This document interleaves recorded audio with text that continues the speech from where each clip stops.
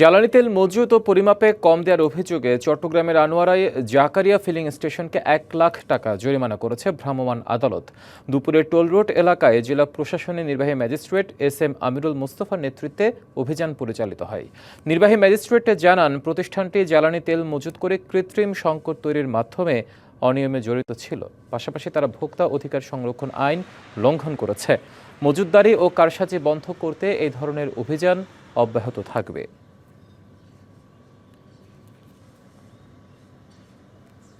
আমাদের একটা ক্যান আছে, ওটার মধ্যে আমরা ওই অনুযায়ী দিই, কিন্তু ওইটার মধ্যে এখন হয়তো কোনো সমস্যা হইতে পারে, ওটা আমরা দেখি। তেল থাকা সত্ত্বেও, পেট্রোলিয়াম থাকা সত্ত্বেও তারা সেটি বাইরে বিক্রি করছেন না। এই অপরাধকে আমরা আমলে নিয়ে ভুক্ত অধিকার সংরক্ষণ আইনের ৪৫ নম্বর ধারায় একটি মামলায় ২টি ধারা লঙ্ঘনের কারণে সর্বমোট ১ লক্ষ টাকা অর্থদণ্ড আরোপ করা হয়েছে। নগদ নিয়ে এলো হার না মানা হার অফার। সর্বনিম্ন ১০,০০০ টাকা রেমিটেন্স নগদে পাঠালে থাকছে স্বর্ণের হার জেতার সুযোগ।